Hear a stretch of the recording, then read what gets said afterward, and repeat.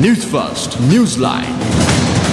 Hello there, a very good evening and welcome to another edition of Newsline. Joining us on our discussion today is Attorney at Law Lihini Fernando, former Municipal Councillor of the SJB from the Moratuwa Municipal Council. Sorry, I got it a little bit mixed up there because you're currently also the mayoral candidate. No, I'm sorry, no.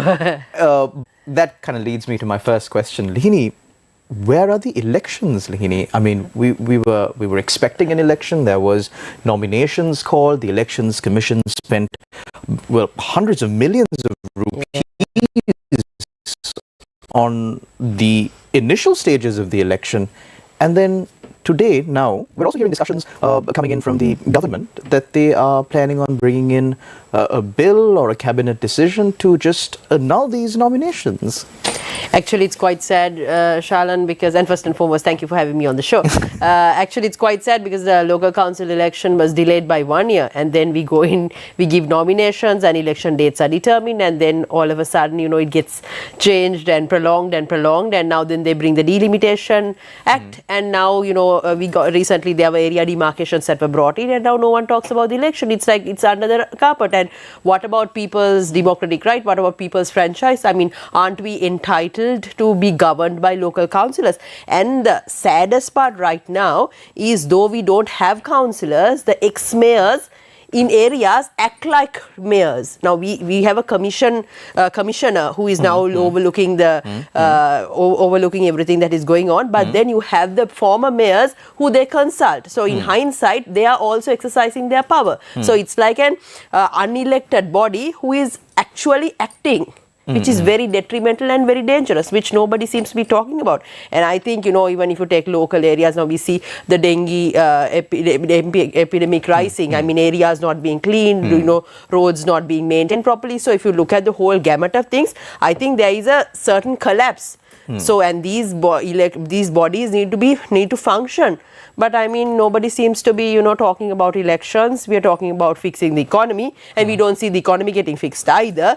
I think, this country... We're talking about regulating the media. And everything seems to be in a, haphazard scenario. And, everything is volatile. Everything is in ambiguity. But nothing certain. Lihini, now, the local government bodies, provincial councils, let's leave that aside. We've not had provincial council elections for about half a decade. Yeah. So let's leave that aside for a minute. The election that was announced, the nominations that were accepted were for the local government election.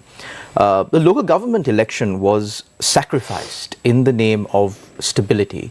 The argument that was put forward was, if we do hold the local government election, 10 billion rupees is going to be lost, and we wouldn't have money to purchase agricultural products, fertilizer, we wouldn't have money for free education, we wouldn't have money for health.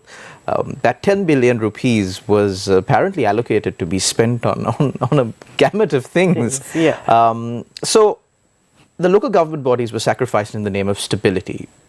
Is there stability? No, I think it's a very, very false argument, because right now, I mean, I think I've said this many a times, in order to achieve economic stability, there needs to be political stability in the country. Because right now we see there's a president who was appointed by 134 people in the parliament. And, is this particular president legitimate? But he may be legitimate, but his legitimacy is a question. Now he's trying to exercise certain decisions, but then he has to always get the consent of the SLPP. So, we see that you need to have certain reforms need to happen in the country, but you can't make certain decisions. So I think, political stability in this country is paramount to fix the economy. Same way with the local councils also. I mean, we take about, they are talking about 10 billion. 10 billion, it was allocated by the budget, and year on year, when your budgets are done, if there are elections, you have to allocate that money. It's a given. It's a people's right. And, people are the supreme in this country. They are sovereign right, which is granted by the constitution.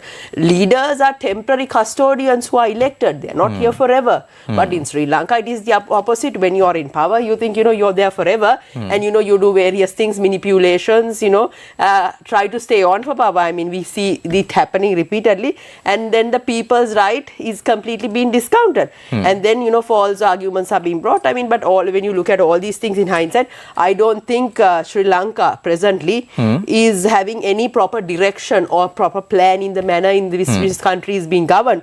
People say, yes, the president is trying to fix the economy, president is doing this and that, but then I think these are all piecemeal solutions. We don't see a concrete plan in order to take this country from this crisis. Now, we are in the default category.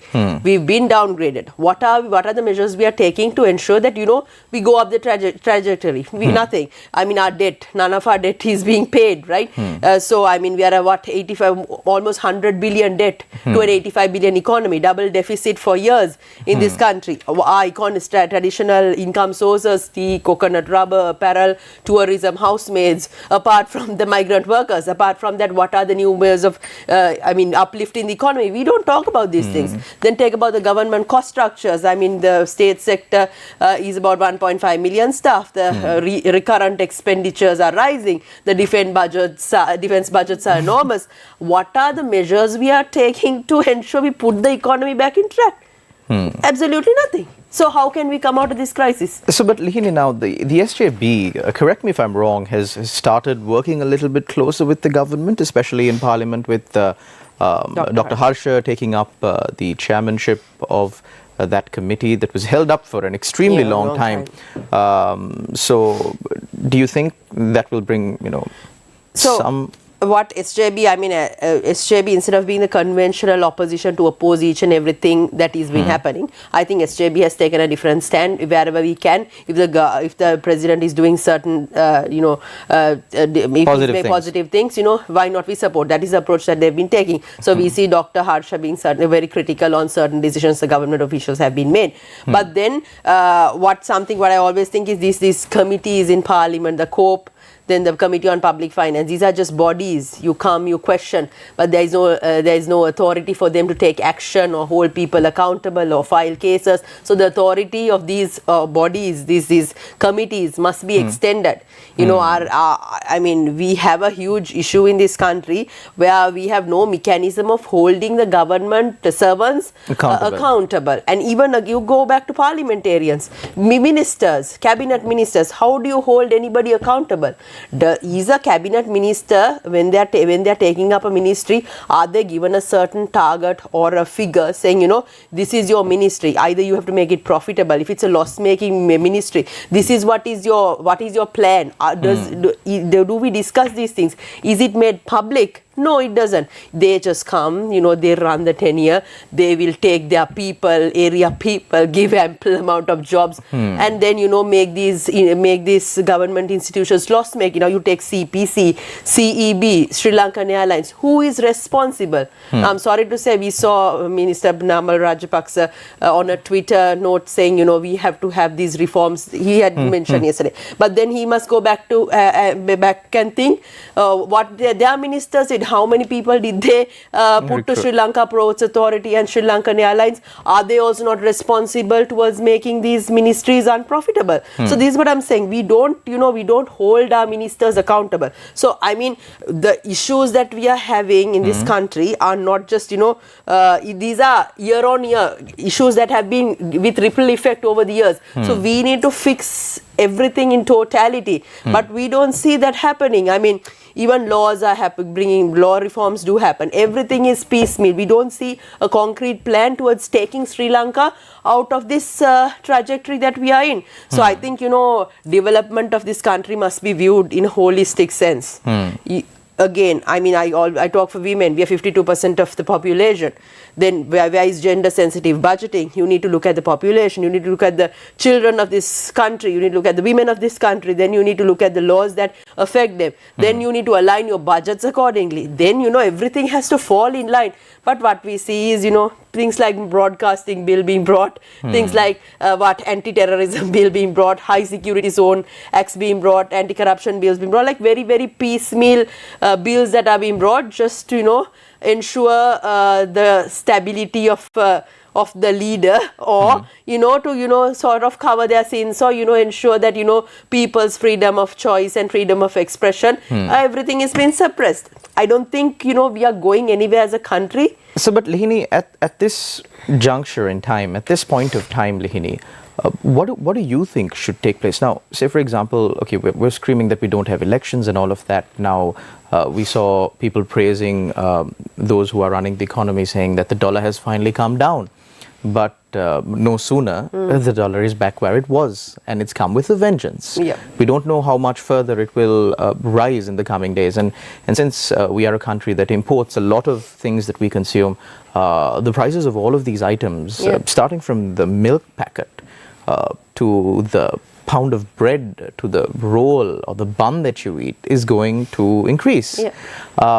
And against such a backdrop, how do you think we should proceed forward? Like, what should the next step be? Should it be, tighter budget constraints first, or elections first? So how do you think? There are a few things that needs to happen. Again, we need to achieve economic, political stability. So for that, the elections must be held. Even So when you say elections must be held, local government elections. Local government elections. Now the president even can call for a general election. I mean, either way, he needs to decide, how do I bring political stability into this country? So ideally, in your perspective, I mean, I'm not asking party perspective, but in your perspective, which I would think be the most ideal? general election is very prudent at this point, because you need a stable parliament. You need a parliament that can command the respect of the people. But let's go down that path for a minute, Lihini. So then you'd have a parliament elected by the people, and a president who is not elected by the people. How does that dynamic work? We don't have a choice, no, because he has to run this term. He will be there for the next 2.5 years until the term ends. That you don't have a choice. But then parliamentary election, you do have a choice. There's a legislature, the executive.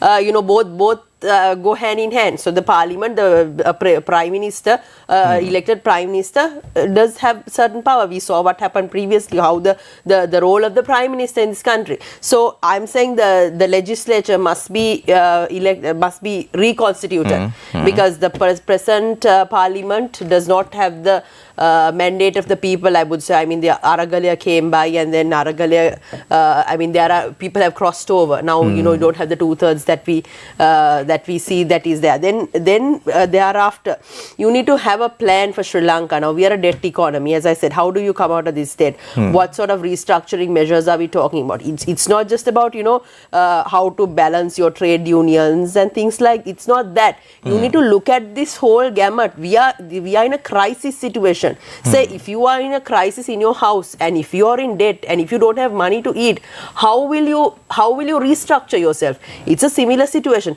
You take a company who is bleeding, a company whose P&Ls are loss making. I mean, you will obviously take certain measures to ensure you come back to at least your break-even stage. Now, we are not even there. I mean, one of the things, our imports, you were talking about the dollar part. Now, the dollar, yes, it's 330 today. 330 or 320. 333 also. So, there were import restrictions, and then it was released a bit. So, I mean, we are heavily import dependent in this country. So, I mean, you can't forever go on by controlling it. So, what are the measures that we are taking? Totally. We are not talking about these things. Then exports. How do we increase our income? What are the measures that the government has taken to increase your income? What are the new suggestions that we are bringing? I mean, can't Sri Lanka be a knowledge hub? We have so many knowledge workers. There are so many lawyers in this country. Can't we be a KPO, a LPO? Can't we bring new industries in this country? Then we are talking about manufacturing. There are so many people who are without jobs. Can't we get into that? Manufacturing-based economy in this country. So we are not talking about new policies in this regard. Then you take about the existing cost structures in this country, the recurrent expenditures, the loss making, the corruption. What are the measures that the president is taking to curb corruption? He's also, you take all the people who are with him within this government, who are also responsible for the economic downfall. What measures have been taken to ensure that those stolen assets are recovered? Stolen asset recovery initiative. We haven't done anything in that regard. The anti-corruption bill, yes, will come. But these law enforcement authorities, the bribery commission, then the police commissions, are those institutions independent? We just talk, Shalan. There is no action in this country. It's like, day to day, let's survive. But nothing substantial is happening, and we don't see anything substantial taking place. It's just like a complete facade. And I think, people are also very hunky-dory because they have their petrol, they have their lifestyle. And this is a luxury that we didn't have last year. Last year. So because we have our basics today, we think everything is okay. Oh my God, our lives are good because we can go on holiday. No. You would go right down our people in this country. I think recently there were some statistics that were put out, I believe by Learn Asia, where they said Sri Lankan, the poor percentages have increased in this country and malnutrition levels are going high. And I think 30% or something is below the poverty line. So, I mean, these are very alarming factors. And then there are children who can't have basic 3 meals, just 2 people who survive with 1 meal. I mean, definitely, education, I think even on our station, when we go out, especially through programs like Gammadda, we see the real plight of these people. And trust me when I say this, because I have been there with them too. And it's really, really bad. And one of the best ways that we can really judge where our country is by looking at the poorest of the poor and see how they live, see how they experience life. We will continue this discussion after a short commercial break. Don't go anywhere. You're watching Newsline on TV1.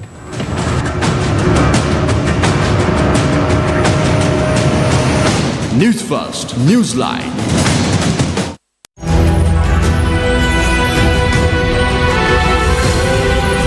TV1. TV for life. Conclude construction of the low-level road within 3 months. President instructs officials. Police sergeant terminated over the 2019 Easter Sunday attacks. Local debt restructuring would lead to economic instability, a warning by the opposition leader. New passenger terminal declared open at the Kankasanture port.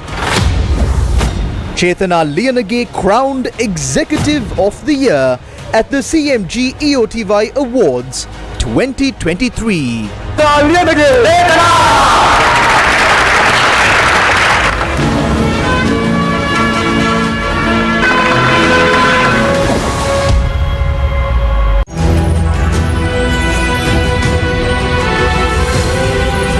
TV1. TV for life. සංචාරක හා hotel ක්ෂේත්‍රයේ දෙස් විදෙස් රැකියා අපේක්ෂාවෙන් සිටින ඔබ වෙනුවෙන් MIM වෙතින් නවතම පාඨමාලා දෙකක්. Certificate course in food and beverage, certificate course in kitchen. මෙරට ප්‍රමුඛ පෙළේ හෝටල් තුළ ප්‍රායෝගික පුහුණුව සමග සුපවේදය පිළිබඳ ඔබේ කුසලතා ඔප්නංවා ගැනීමට අවස්ථාව. Call 076 8822 now. Register via www.mim.lk. MIM Fox Faculty.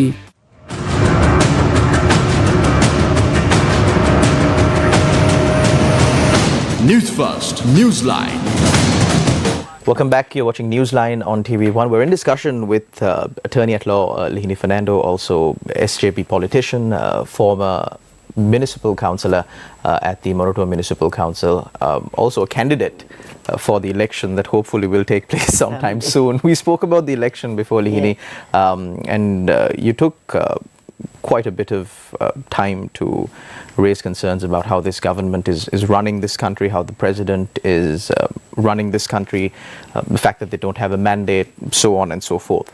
But Lihini, looking forward, we need to be, you kept on asking, what's our plan? What's our plan? How do we do this? The government hasn't given answers. But since the SJB is also vying for power, looking to form a government, has the SJB got this all figured out? Yeah, I would say SJB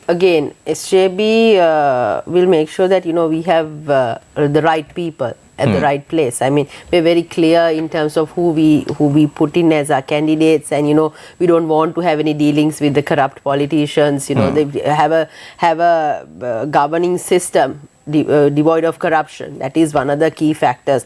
And also Sajid Premadasan, Honorable Opposition Lead, has been repeatedly talking about certain policies that he intends to bring in Sri Lanka. I mean, you see he's a very hands-on leader. He goes down to the people, understands the people's pulse, work with the people, and he's more understanding in terms of ground realities. So his approach to governance will be far different to what you see right now. And we are very serious about bringing the Stolen Asset Recovery Initiative to ensure that all the stolen recovery monies are brought in, so the right legislature is in place. And also we have a very solid economic team with us, the economic trio who put out a blueprint. I believe the president is also there. I mean, they're working together in certain areas also. So that blueprint outlines certain measures that has to happen in Sri Lanka, and I think some of them are also being followed right now. So in terms of a plan, the party has a plan.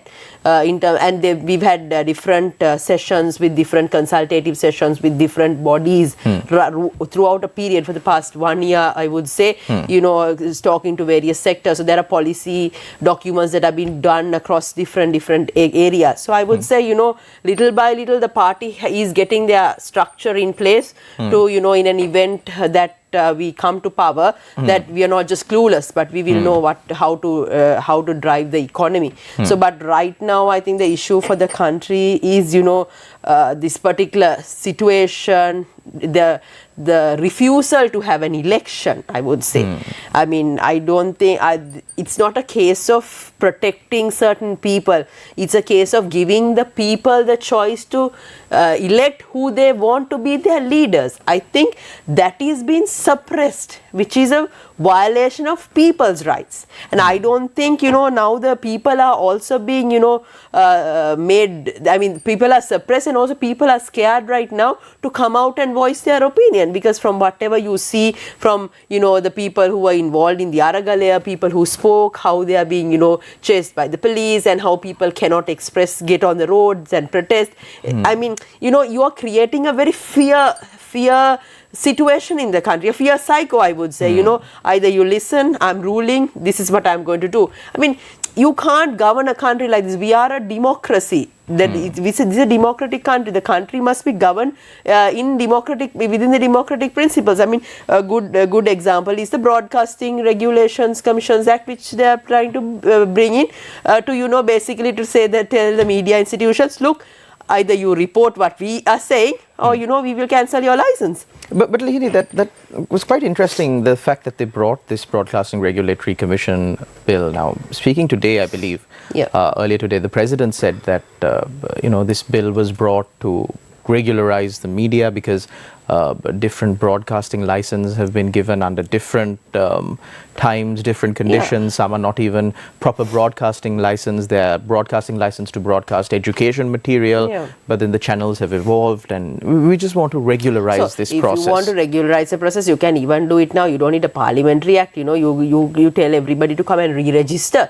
You say, you have your forms, you put out a form, this is the way to re-register, you put certain conditions, payment, whatever you can. If you even want to, it's not a case of appointing a commission and the commission deciding whether your license have to be renewed, and the commission having the prerogative to take the decision to renew your license. Now, that is what they're trying to achieve. If they want to make sure that the 44 institutions who, I saw that they're saying some people have 1-page license, some people have about 10-page license. Yes. You can. It's a matter of getting a document and telling everybody. I mean, we do this in company registration. You tell everybody re-register.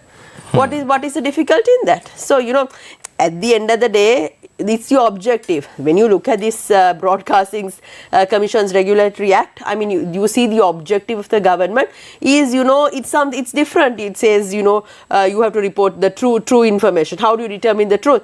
And then media institutions, obviously, when you report something, you have what you call journalism. You add your sense to it, right? You elaborate the news so that you give people something to think. Now, who is going to decide that it is a threat to the national economy or it's a threat to the national security? This particular commission that is being appointed. I mean, then it's like you telling the media institutions, look, either you report what is favorable to the government. If not, we will decide whether you should exist or not exist. Ridiculous, no? So this is what I'm saying. I think, the fact we are talking about in this country is we are scared. We are scared that the truth will come out. We are scared. We want to suppress the people. We want to keep people's voices undermined so that the rulers can rule the way they want. I mean, see, your institution, you reported many incidents in this country, the fertilizer crisis from Pandora Papers to the Express Pearl issues, bringing certain, it's a service that you're doing to the people. It's, you're playing the watchdog role between the executive, the legislature and media, which is the fourth pillar in democracy. I mean, if the ruler of a country thinks, we don't want free media, that I would say is a failure in governing. It's your inability to govern. If you have the ability to govern scientifically and within the four corners of law, you wouldn't have to fear the media. Simple as that. So the stance of the SJB on the Broadcasting Regulatory Commission draft, it's not a bill still. The government keeps on insisting that it's not a bill, it's just a white paper of sorts. Is quite clear though. Let's talk about, since we're in the final few minutes of this show, and because a lot of people have forgotten, there were many other acts that were brought in the recent past. Some of them were passed. For example, the Rehabilitations Act was passed. But then we saw the Anti-Terrorism Act being brought and having a lot of criticism against it. It had a lot of backlash, not only locally, but from internationally as well. But all in all, what really happened was the issue there was suppressed because there was a lot of backlash to the PTA, the use of the PTA, even in recent times when the government, the executive, assured everybody, including the international community, that the PTA will not be used. But now, after the ATA was bought and slid onto the side just a little bit when the heat got too much, nobody's really talking about the PTA. PTA is still in force. I mean, you and I can be arrested under it. So that we've been lobbying for years that the PTA should be repealed, and then they brought in the ATA, which was disastrous, which was worse than the PTA, and then within that, you get certain amendments to the effect of suppressing media freedom, whatever these Broadcasting Regulations Act which have been brought. The same thing was there in different forms, social media to everything in the ATA, and not defining who a terrorist. Every act that is performed by a citizen can be interpreted to be a terrorism act. I mean, this is what I'm saying, from time to time certain legislatures are being brought and with objectives to fulfill whose objectives is a question. I mean, at the end of the day, laws must be brought to make sure people's lives are turned to be better. It should be for the betterment of the people, but we don't see any of these legislations brought in for the betterment of the people, but it is just to make sure that betterment of the politicians, so that they can ensure that they are in power, and whoever who has a dissenting opinion or a dissenting voice is suppressed. I mean, if the government is actually interested in changing the lives of the people, they can bring in proper labor laws in this country, get rid of the gender discriminatory labor laws in this country. I mean, shop and office acts to wages boards ordinances, all of these can be looked at. That's in the process. That's in the process, but then it's been in the discussion for years now. I mean, you're talking about, again, I said the 52% in this country are women. What are the regulations that are being brought to uplift the lives of women? I think that has historically been one of the most persistent problems here in Sri Lanka, Lihini. Exactly. We always try to do too little, too late. Too late. Goes for our economic crisis, goes for our realization that we haven't really been doing anything right for so long, goes to our realization that we've always been electing the wrong people into power, and because of that, because of our bad decisions, we now, all of us as Sri Lankans, as a country, we have to suffer. And not just suffer financially and physically, but also suffer as far as our image to the world goes. Thank you very much, Lihini, for joining us. Thanks. And I want to say one last thing. I think it's time that the people in this country also realize and, not get carried away by political narratives, but, that we stand up for the right thing, and at least in the next election that we elect the right people. If not, they say people get who they deserve, but, this is not what we deserve. So if it is up to us to use our intuition, use our knowledge to make sure we don't get carried away by political rhetoric choice, but we elect the right people. Well, Lihini, a lot of right-minded politicians, a lot of right-minded civil activists have come here right on this show and said, elect the right people, just like you have. And if I had $1 for every time someone said that, given the current exchange rate, I'd be a very, very rich man. Thank you very much once again for joining us on our show. Thank you very much to all our viewers out there for tuning in to another edition of Newsline. Until we meet again, take care and God bless.